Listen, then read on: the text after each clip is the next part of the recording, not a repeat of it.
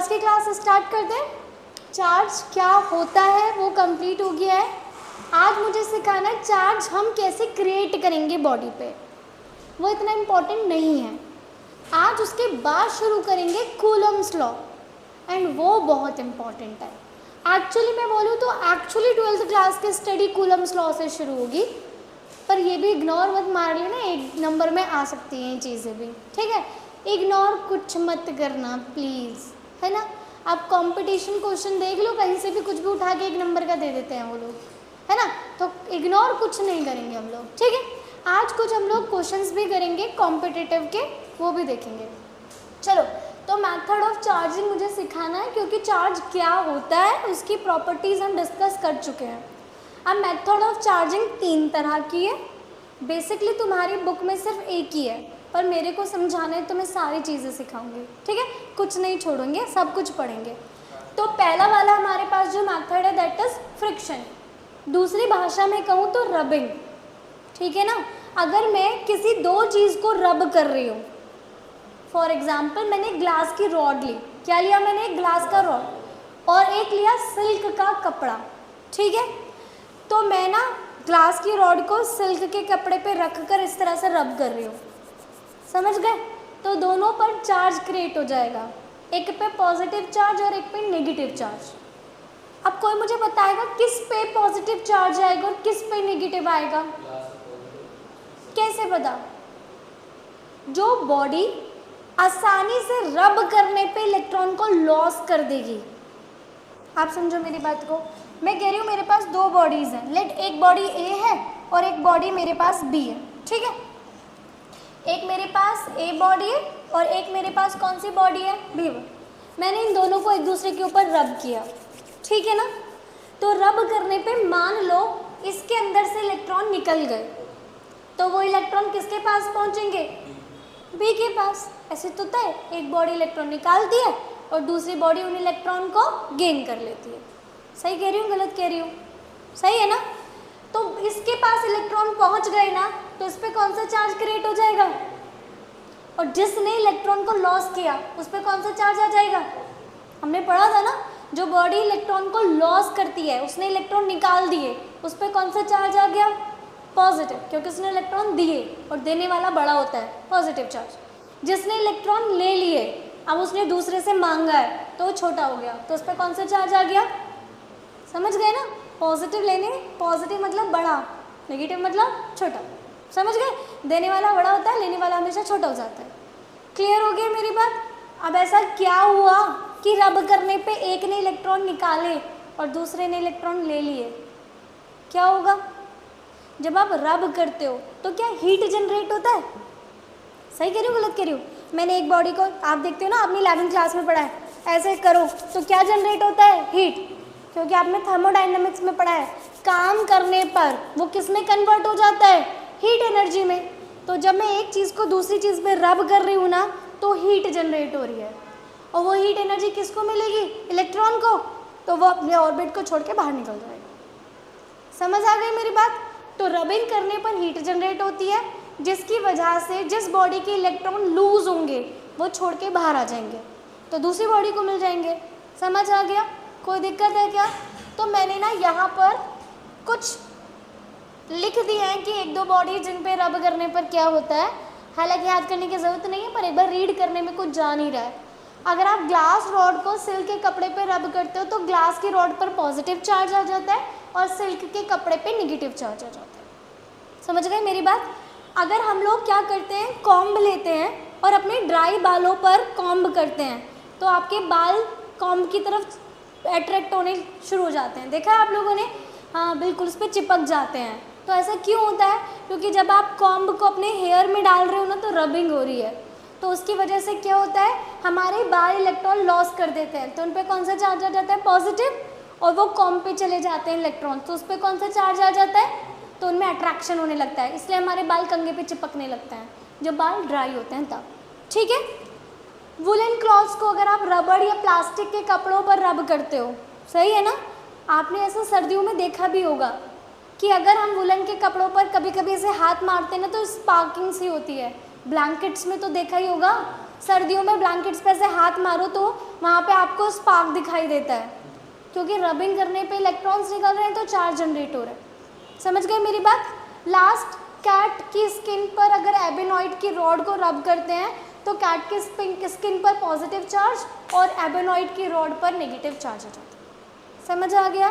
तो मुद्दा बस ये है कि अगर मुझे इस पेन को चार्ज करना है तो मैं इसे किसी बॉडी पे क्या कर दूँ? रब कर दूँ। समझ आ गया? क्लियर हो गया? इम्पॉर्टेंट था नहीं, पर मेरा काम समझाना था तो मैंने समझा दिया। चलो नेक्स्ट मेथड पे पहुंचते हैं, and next method is induction, और ये बहुत इंपॉर्टेंट है, ये हमारे सिलेबस में, इसको मैं समझाती हूँ। देखो इंडक्शन मेथड क्या होता है? रबिंग की ना तुम लोगों ने, रबिंग करने में फिजिकल टच किया क्या? ये एक ऐसा मेथड है जिसमें हम दो बॉडीज़ को फिजिकल टच कराए बिना उस बॉडी पे चार्ज क्रिएट कर देंगे। समझ आ गया? इंडक्शन मेथड कौन सा है? जिसमें आप किन्हीं दो बॉडीज़ को फिजिकल टच नहीं कराओगे और तब भी उस पर आप चार्ज क्रिएट कर दोगे। समझ गए? रबिंग में तो फिजिकल टच डायरेक्टली हो रहा है, इसमें देखो क्या होगा। मान लो मैंने एक ए बॉल दिया एंड ये बॉल न्यूट्रल है। कैसी बॉल है? न्यूट्रल है, मतलब इसके ऊपर कोई भी चार्ज नहीं है, और मुझे इसे नेगेटिव चार्ज देना है। कौन सा चार्ज देना है? Negative charge. तो मैं इसे स्टैंड पे रख दूंगी, ठीक है? तुम लोगों को कोई भी डाउट है ना तो आराम से पूछ लेना, ये मैं सोच रहा वीडियो बन रही है, ठीक है? अगर ज़्यादा कुछ डिस्कशन हुआ तो मैं उसे एडिट में डाल दूंगी, और अगर नॉर्मल क्वेश्चंस वैसे तो उसमें जाएगा, तो मुझे कोई दिक्कत नहीं है। तो अगर तुम्हें नहीं समझ आ रहा है ना तो आराम से क्वेश्चंस पुट अप कर लेना नॉर्मल क्लास की तरह, ठीक है? ठीक है मैम। धन्यवाद सर।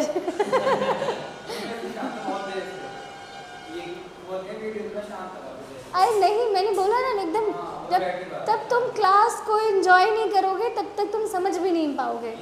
तो एकदम नॉर्मल, इतना भी नहीं, हाँ इतना भी नहीं करना है कि पूरा टाइम यूँ ही निकल जाए। हाँ संडे में टेस्ट का बाद पता चलेगा प्रोग्रेशन तो जितना तो मेरे को टेस्ट मैंने अपना रखना है, और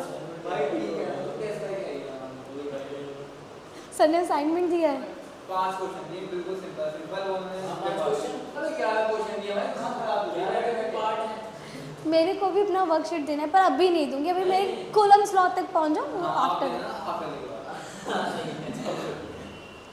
फिर हाफरली में भी रोना पड़ेगा। चलो ये एक बॉल है, ठीक है? इस बॉल को मैंने इंसुलेटिंग स्टैंड पे रख दिया। इंसुलेटिंग क्यों? अगर इस पर चार्ज आया तो इसमें नहीं चला जाएगा, इसलिए इंसुलेटिंग स्टैंड यूज़ किया है, ठीक है? तो मैंने इस बॉल को इस स्टैंड पे रख दिया, और ये स्टैंड इंसुलेटिंग है कि इस पर चार्ज इसमें ना पहुंच जाए। अभी ध्यान से सुनना, मुझे इस पर कौन सा चार्ज डेवलप करना है? तो कौन सा लाऊंगी? उल्टा। मतलब मुझे इसके पास एक रॉड लेकर आनी है, और वो रॉड पहले से चार्ज होनी चाहिए, तो मुझे नेगेटिव लाना है ना, तो मुझे यहाँ पे कौन सी रॉड लानी पड़ेगी? उल्टा लाना होता है। अभी खुद समझ आ जाएगा क्यों वाला, अभी पहले समझा दो, अपने आप रीज़न क्लियर हो जाएगा। पर याद रखना इंडक्शन मेथड में हमेशा ऑपोजिट चार्ज डेवलप्ड होता है। पॉजिटिव दिया है तो इधर कौन सा डेवलप्ड होगा? नेगेटिव। अगर मुझे इस पर पॉजिटिव लाना होता तो कौन सी रॉड लेकर आती?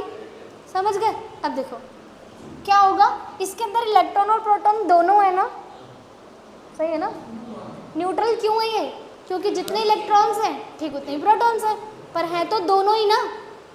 अब पॉजिटिव चार्ज है तो ये पॉजिटिव चार्ज अपनी तरफ नेगेटिव चार्ज को अट्रैक्ट कर लेगा, तो इधर कौन सा चार्ज डेवलप्ड हो जाएगा? समझ गए मेरी बात? दोबारा समझाऊं क्या? पॉजिटिव था, इसने अपनी तरफ नेगेटिव चार्ज को अट्रैक्ट किया तो इधर नेगेटिव आ गया, तो इधर कौन सा चार्ज आ जाएगा? अब ये यहीं रहेगी, इसे नहीं हिलाना अभी। अब मैं क्या करूँगी, एक वायर लूँगी और उस वायर को यहाँ से टच करके ग्राउंडिंग कर दूँगी। ग्राउंडिंग मतलब ज़मीन से टच कर देंगे, तो ये जो पॉजिटिव चार्ज है ना वो ज़मीन पे चला जाएगा। इसमें बोलते हैं इंडक्शन। ये पूरा प्रोसेस इंडक्शन प्रोसेस। समझ आई मेरी बात? ये जो पॉजिटिव चार्ज है ना ये कहाँ पे चला गया? ज़मीन में चला गया, और अभी रॉड यहीं पर है, अभी रॉड नहीं हटानी है। समझ गए मेरी बात? कोई दिक्कत है क्या? अब क्या करो, ये पॉजिटिव चार्ज तुम हटा दो क्योंकि ज़मीन में चला गया ना। अब जैसे ही वो चला गया अब वो भी हटा दो, अब इस रॉड को भी हटा दो। वो वायर जमीन से टच किया था, ग्राउंडिंग। लेंस कह रहे कि वायर को भी हटा दो। ये इंसुलेटिंग स्टैंड, ठीक है, दैट इज इंसुलेटिंग स्टैंड। हाँ जी, देखो अब वो हट गया, रॉड भी हट गई। अब ये जो नेगेटिव चार्ज है ना, वो उसके सरफेस पर हर जगह इक्वली स्प्रेड हो जाएगा। तो अब ये जो नेगेटिव चार्ज है ना, वो पूरी बॉडी पे इक्वली स्प्रेड हो जाएगा। अब रॉड हट गई है, तब अगर रॉड रहती यहीं पर तो सारा नेगेटिव चार्ज इधर ही रहता ना अट्रैक्शन में। दैट्स वाई इस रॉड को क्या कर दो, हटा दो। जैसे ही रॉड हटाओगे ना, ये जो नेगेटिव चार्ज इधर था वो इस एंटायर बॉडी के सरफेस पर फैल जाएगा इक्वली। तो आ गया नेगेटिव चार्ज। तो अभी देखो, मैंने इस रॉड को क्या इससे टच कराया था? विदाउट टच किए इस बॉडी पर मैंने चार्ज क्रिएट कर दिया, दैट इज इंडक्शन। समझ आ गया? एक और करता है। अब मैं 2 बॉल ले रही हूँ, ठीक है? हाँ जी बेटा। हाँ, बुक में ये आधे पेज से ज़्यादा में लिखा हुआ है, तो क्या क्या लिखना है इसमें? मैं जितना बोलूँगी बस उतना, और उसमें सब हो जाएगा। आपने तो क्यों नहीं लिखा? अभी तो मैंने कुछ लिखवाया नहीं, अभी तो मैंने समझाया। अभी तो पहुंची नहीं ना मैं, अभी तो मैं समझा रही हूँ। अब ये 2 बॉल हैं, है ना? इस पर मुझे पॉजिटिव चार्ज डेवलप करना है, इस पर मुझे नेगेटिव। ये दोनों टच्ड हैं, कांटेक्ट में है, ठीक है?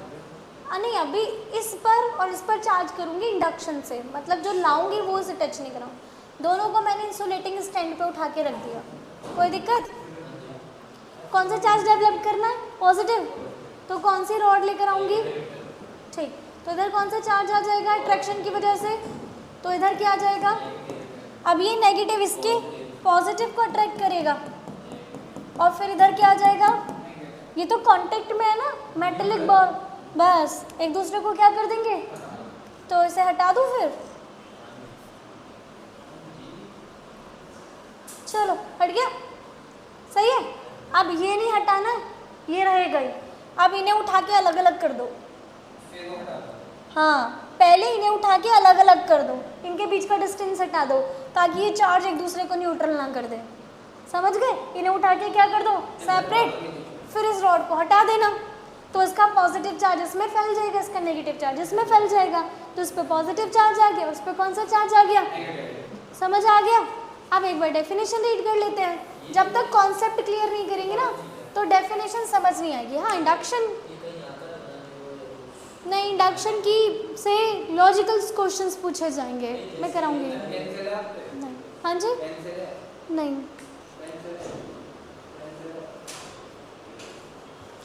एक बार देख ले definition. The process of charging a neutral body, है ना, न्यूट्रल बॉडी को ही तो चार्ज किया था, ठीक है?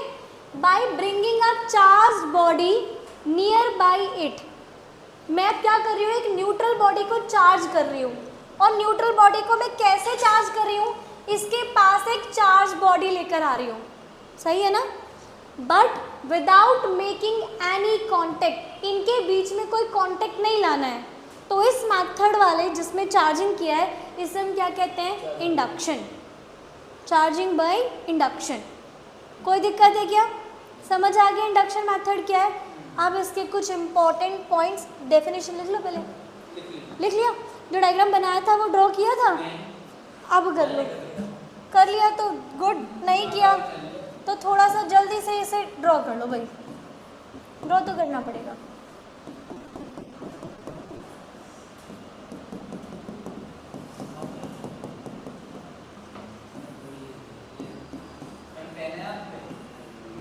आज कुछ नहीं है।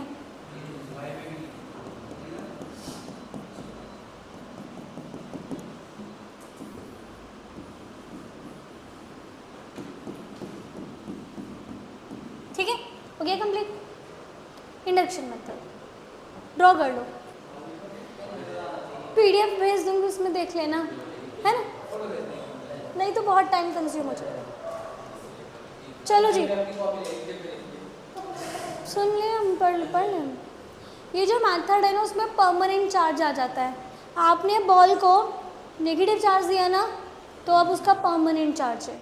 समझ गए? इंडक्शन मेथड से किसी भी बॉडी पर परमानेंटली चार्ज क्रिएट किया जाता है। ठीक जी, पॉइंट लिख लेना।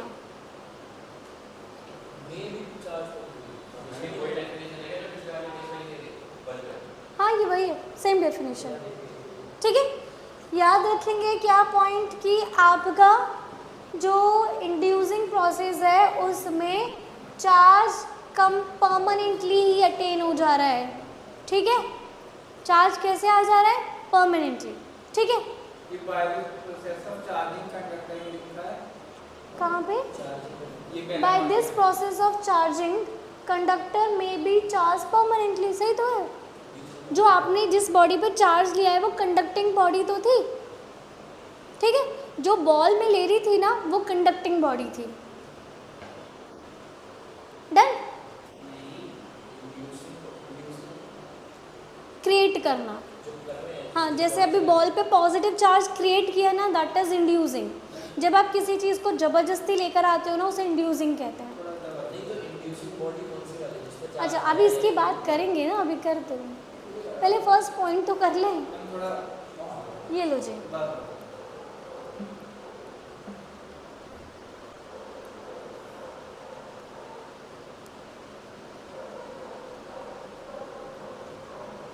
डन।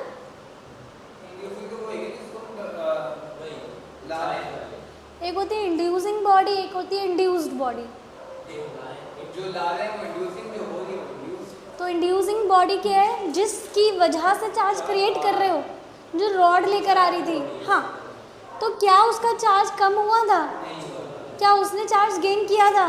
उस पर तो कोई फर्क ही नहीं पड़ रहा था ना, उसने तो बस मेटेलिक बॉडी के इलेक्ट्रॉन्स को अपनी तरफ अट्रैक्ट किया था। तो याद रखना, जो इंड्यूसिंग बॉडी है ना उसमें कोई चेंज नहीं आ रहा, वो जैसी थी वो वैसी रहेगी, उसमें कोई चेंज नहीं आ रहा।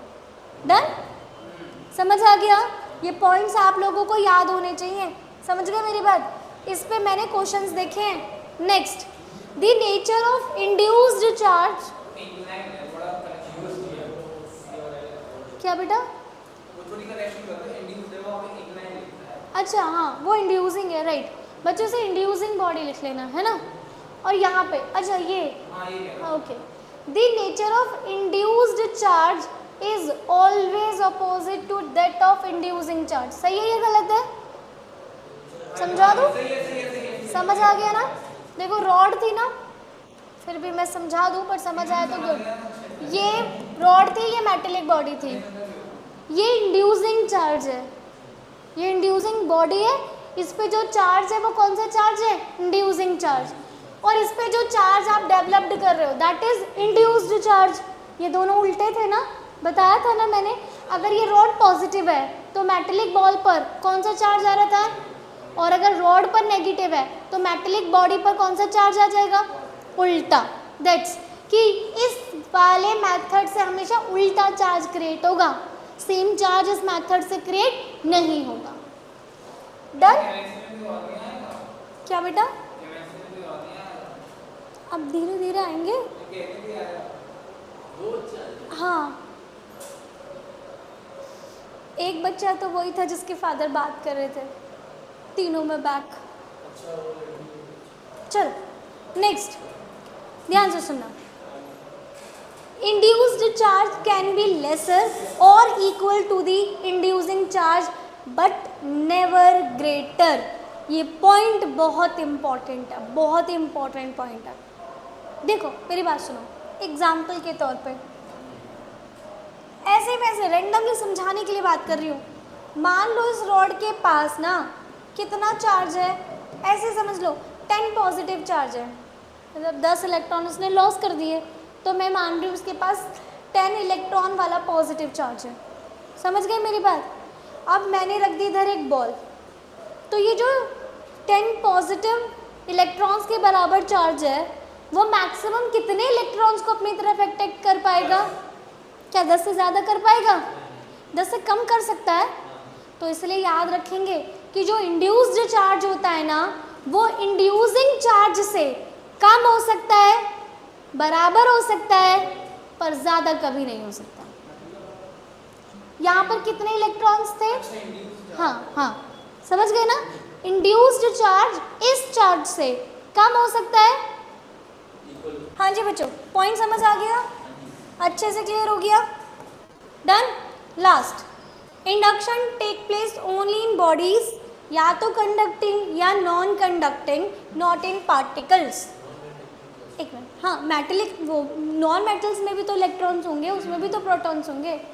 इंडक्शन मेथड से मैं बॉडी पर चार्ज दे सकती हूँ, किसी पार्टिकल पे चार्ज नहीं दे सकती। पार्टिकल, इलेक्ट्रॉन, प्रोटॉन, अल्फा, हाँ उन पे हम चार्ज क्रिएट नहीं कर सकते बाय यूजिंग दिस मेथड। आप किसी बॉडी पे क्रिएट कर सकते हो, क्योंकि बॉडी के अंदर एटम्स होंगे और उसके इलेक्ट्रॉन प्रोटॉन को ही अट्रैक्ट करेगा।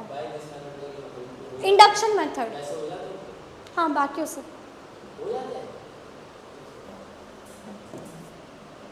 ठीक है, हो गया। याद रखना है, इस मेथड से बॉडी पर चार्ज क्रिएट कर सकते हो, भले ही वो कंडक्टिंग है या नॉन कंडक्टिंग है। Okay done.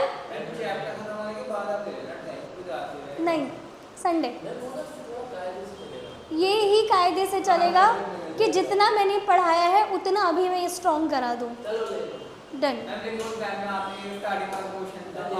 मैंने कहा 1 नंबर में तो अभी आप लोगों के यूटीज में हार्डली 1 या 2 चैप्टर्स आएंगे, तब तो इम्पोर्टेंट है बेटा चैप्टर्स। यूनिट की बात कर रही हूँ मैं यूनिट। ओके डन, हटा दूँ?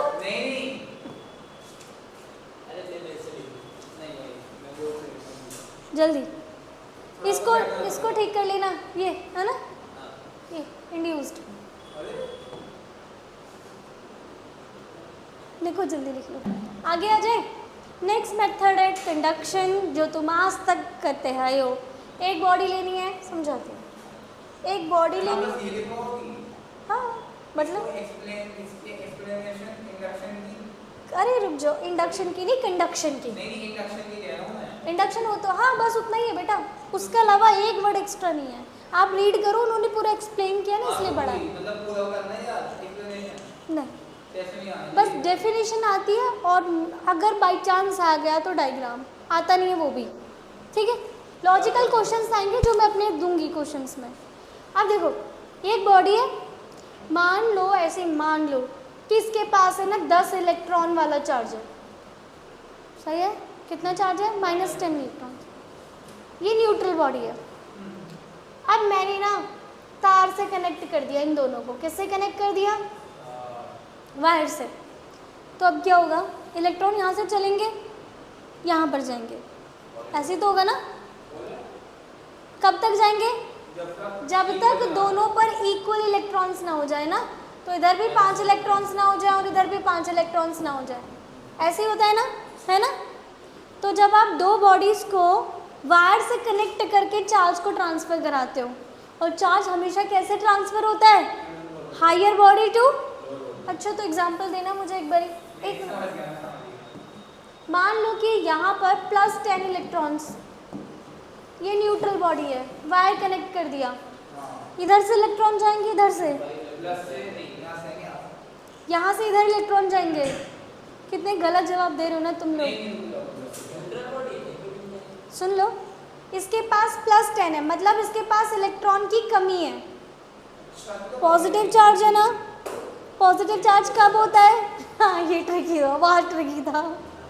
पॉजिटिव चार्ज कब आता है? जब किसी ने इलेक्ट्रॉन दिया होगा, तो उसके पास तो इलेक्ट्रॉन्स कम है ना, समझ गए। तो इधर इलेक्ट्रॉन ज़्यादा है, तो इलेक्ट्रॉन्स इधर से इधर जाएंगे, और जब ये इलेक्ट्रॉन लॉस करेगा तभी तो पॉजिटिव चार्ज डेवलप करेगा।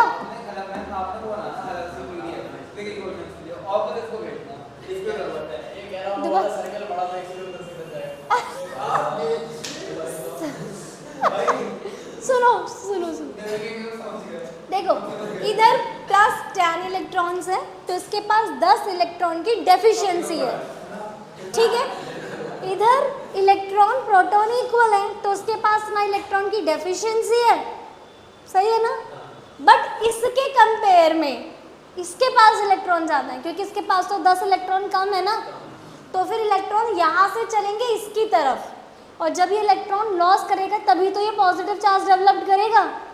समझ गए मेरी बात? तो इस पर भी कितना चार्ज आ जाएगा? +5 इलेक्ट्रॉन। इस पर भी कितना आ जाएगा? समझ गए मेरी बात? तो आप ये देख लेना इलेक्ट्रॉन की कमी किसके पास है और इलेक्ट्रॉन ज़्यादा किसके पास है। अब यहाँ तो न्यूट्रल से चला पॉजिटिव। हाँ वैसे अगर पॉजिटिव और नेगेटिव है तो फिर नेगेटिव से इलेक्ट्रॉन जाएंगे पॉजिटिव की तरफ। समझ गए ना मेरी बात? तो कंडक्शन क्या है? कंडक्शन वो प्रोसेस है जिसमें इलेक्ट्रॉन का ट्रांसफर होगा।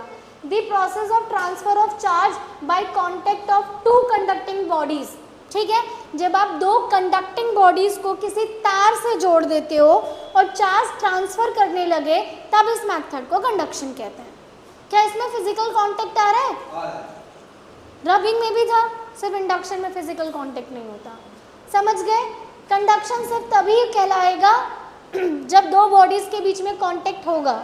आप कांटेक्ट यहाँ वायर के थ्रू भी कर सकते हो, दो बॉडीज को डायरेक्टली टच करके रख दो तो भी सेम काम है। ज़रूरी नहीं है वायर ही यूज़ करना है, दो मेटेलिक बॉडी को टच करा दो तो भी कंडक्शन हो जाता है।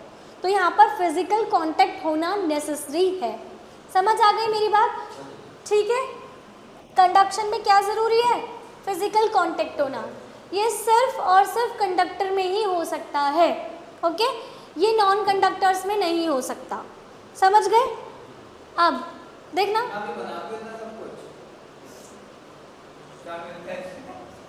क्या मिलता है तुम्हें पढ़ाना। नहीं मतलब वो तो पहले बोला था, लिख दी थी, मतलब कितने की मेहनत करनी है आपको। चलो, देखो कैसे हाथ घुमाते रहो इधर इधर, एक ही पॉइंट है। इंडक्शन से अपोजिट चार्ज क्रिएट हो रहा था, सही कह रही हो गलत कह रही हो? और अब कौन सा चार्ज क्रिएट हो रहा है? सेम। अभी आप लोग एग्जांपल देख सकते हो, मैंने इधर कहा था +10 चार्ज है, ये न्यूट्रल था, बाद में इस पे भी +5 था और इस पे भी। समझ गए ना मेरी बात? तो कंडक्शन मेथड से सेम चार्ज क्रिएट हो जाते हैं, पर इंडक्शन से अपोजिट चार्ज क्रिएट हुए थे। समझ गए? हो गई मेथड ऑफ चार्जिंग खत्म। Rubbing, induction, conduction. समझ आ गई मेरी बात? कोई दिक्कत है क्या? एक तो इम्पॉर्टेंट पॉइंट छूट ही गया, बहुत इम्पॉर्टेंट पॉइंट है ये। नहीं, मैं समझाती हूँ, ज़रा ध्यान से सुनो। देखो, ये एक स्फेरिकल बॉडी है, ठीक है, ये दूसरी स्फेरिकल बॉडी है। अगर इनका रेडियस सेम है, हंस क्यों रहा है भाई? अब क्या देगा ना? अच्छा, अब देगा भाई, शेप पे मत जाओ, मेरे वर्ड्स पे जाओ। कोड में जा रहा है। नहीं नहीं नहीं नहीं, बस शेप पे नहीं जाना है, बस मेरे वर्ड्स तक रहो। देखो वो बोलेगा डाल का होता है, देख देगा देगा। अच्छा, ये शांति का है तो ये लेगा। अच्छा, ये भी था, रेड कलर है, डेंजर है। अच्छा ठीक है। चलो चलो सुनो सुनो, देखो, अगर दो स्फेरिकल बॉडीज हैं, दोनों का रेडियस सेम है, तभी दोनों पर चार्ज इक्वल होगा। ठीक है, ये हमारे को ध्यान से समझना है, ध्यान से सुन लेना। अगर एक बॉडी बड़ी है, स्फेरिकल बॉडी, और एक स्फेरिकल बॉडी छोटी है, तो बड़ी वाली का सरफेस एरिया ज़्यादा होगा और छोटी वाली का सरफेस एरिया कम। तो इन दोनों बॉडीज़ पर इक्वल चार्ज डेवलप नहीं होगा। समझे मेरी बात को? तो इसीलिए हमारे पास जो भी क्वेश्चंस आते हैं ना, उसमें क्वेश्चन में आपको कंपटीशन की बात बता रही हूँ मैं। कंपटीशन में क्वेश्चन बिल्कुल सेम ऐसे ही आया था। ऐसे क्वेश्चन आया था, दो स्फेरिकल बॉडीज़ हैं, एक का रेडियस R1 है, एक का रेडियस R2 है। बाय कंडक्शन मेथड उन पे जो चार्ज डेवलप्ड होगा उनका रेशियो बताओ। तो इसलिए मैं यहाँ पे समझा रही हूँ। अब मेरी बात ध्यान से पहले सुन लो, कृपया करके सुन लो मेरी बात। देखो, मान लो कि इस पर पहले चार्ज Q1 है और मान लो इस पर चार्ज कितना है, Q2। ठीक है, अब मैंने ना इन दोनों को फिजिकली कांटेक्ट करा दिया और दोनों कंडक्टिंग बॉडी है तो कंडक्शन करा रही हूँ, तो ऑब्वियसली चार्ज ट्रांसफ़र होगा ना। तो मान लो चार्ज ट्रांसफ़र होने के बाद इसके पास चार्ज डेवलप्ड हो गया Q1 और इसके पास कितना चार्ज डेवलप्ड हो गया। तो पहले ये याद रखना कि कंडक्शन से पहले जो चार्ज था वही चार्ज कंडक्शन के बाद भी होगा, क्योंकि आपने पढ़ा है charge neither created charge nor destroyed. एक बॉडी से चार्ज निकल के दूसरी में चला गया होगा। तो याद क्या रखना है, कंडक्शन से पहले टोटल चार्ज कितना था, यही था ना। इसके पास पहले कितना चार्ज था, Q1। इसके पास पहले कितना चार्ज था, तो कंडक्शन से पहले चार्ज कितना है, Q1 प्लस Q2। कंडक्शन के बाद कितना चार्ज हो गया, इनका सम बराबर होगा, है ना, सही है ना। Charge neither created nor destroyed. तो कंडक्शन से पहले का चार्ज कंडक्शन के बाद के नेट चार्ज के इक्वल ही होगा। समझ गए मेरी बात? बट Q1 Q2 के इक्वल नहीं होगा, ये दोनों चार्ज बराबर नहीं होंगे अगर इनका रेडियस बराबर नहीं है। अगर ये बॉल छोटी है, ये बॉल बड़ी है, तो इंडक्शन के बाद जो चार्ज क्रिएट होगा ना, Q1 is not is equals to Q2 if R1 is not is equals to R2, क्योंकि इनके पास कितना चार्ज डेवलप्ड होगा वो इनके सरफेस एरिया पे डिपेंड करता है। नहीं, हाँ राइट, लेकिन चार्ज तो सेम ही रहेगा। मान लो पहले 50 के बाद तो 50 ही रहेगा। वो उनके लिए जिनका सरफेस एरिया सेम है, सिर्फ उनके लिए, ठीक है। तो कितना इनका जो चार्ज का रेशियो होता है ना, वो इनके रेडियस के रेशियो के इक्वल होता है। समझ गए मेरी बात? ठीक है, इनका जो फाइनल चार्ज का रेशियो होगा वो इनके रेडियस के रेशियो के इक्वल होगा, अगर दोनों का रेडियस इक्वल नहीं है।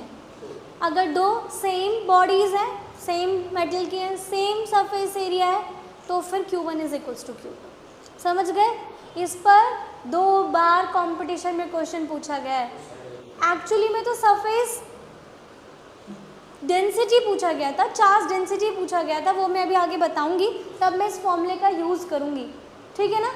तब मुझे तुम लोग बताना कि आंसर क्या है। चार्ज को मेज़र करने के लिए जो डिवाइस यूज़ करते हैं ना, चल चार्ज को मेज़र करने के लिए जो डिवाइस यूज़ करता है ना, that is gold leaf electroscope. ऐसे इलेक्ट्रोस्कोप यूज़ करता है, एकदम बेसिक वाला है, इसमें कुछ नहीं है। देखो ये एक जार है, ठीक है ना, यहाँ पर हमने कंडक्टिंग वायर लगाया और इसके नीचे ना गोल्ड की एक पतली सी फॉइल ली, ऐसे ये फॉइल है, इसे बीच में से मोड़ के इस तार से कनेक्ट कर दिया, तो ये दिख रहा है 2 पार्ट, हाँ gold leaf, that's why gold leaf electroscope, ठीक है। तो कुछ नहीं करना है, बस क्या करना है, गोल्ड फॉइल लेनी है, बीच में से फ्लिप करनी है और उसे इस मेटेलिक बॉडी से कनेक्ट करके इस जार में डाल देना, ठीक। अब मुझे चेक करना है कि इस पर कितना चार्ज है। क्या चेक करना है, इस पर कितना? तो मैं क्या करूँगी, इस रॉड को यहाँ पे लाके टच कर दूँगी, तो क्योंकि ये मेटेलिक तार है ना, तो इसका सारा चार्ज किस में चला जाएगा? अब वो इधर जाएगा तो इक्वली डिस्ट्रीब्यूट हो जाएगा। इक्वली डिस्ट्रीब्यूट क्यों होगा? क्योंकि दोनों का एरिया सेम है ना। ठीक बीच में से मैंने गोल्ड लीफ को फ्लिप किया था, तो इसलिए दोनों पे इक्वल चार्ज डिस्ट्रीब्यूट हो जाएगा। तो इधर भी पॉजिटिव और इधर भी, तो इनके बीच में क्या होगा? रिपल्शन, क्योंकि इधर भी पॉजिटिव इधर भी पॉजिटिव है, तो इनके बीच में क्या होगा? तो पहले गोल्ड लीफ ऐसे थी, फिर वो रिपल्शन की वजह से दूर चली जाएगी। तो कितनी दूर जाएगी हम उससे मेजर करके? नहीं, दोनों पे सेम चार्ज आएगा। अरे पॉजिटिव चार्ज दिया, कंडक्टिंग रॉड है, पॉजिटिव चार्ज इधर ट्रांसफर होगा, आधा आधा बट जाएगा। नहीं वो नहीं पता चलेगा, चार्ज कितना है वो पता चलेगा। ये जितना ज़्यादा फैलेगा उतना ज़्यादा रिपल्शन होगा, मतलब उतना ही ज़्यादा चार्ज होगा। ये जितना कम दूर जाएगा उतना ही कम चार्ज होगा, उतना ही कम रिपल्शन होगा। अरे कौन सा टाइप? नहीं पहले तो मेरा बेसिक सवाल है। हाँ, चार्ज को नापने के लिए भी गोल्ड मिलेगा? नहीं अब तो हमने इससे एडवांस इलेक्ट्रोस्कोप यूज़ कर लिया, ये बहुत पहले वाला इलेक्ट्रोस्कोप है, अब तो बहुत अच्छे अच्छे इलेक्ट्रोस्कोप है। हाँ ये एक बेसिक्स है, समझ आ गया? कोई दिक्कत है क्या?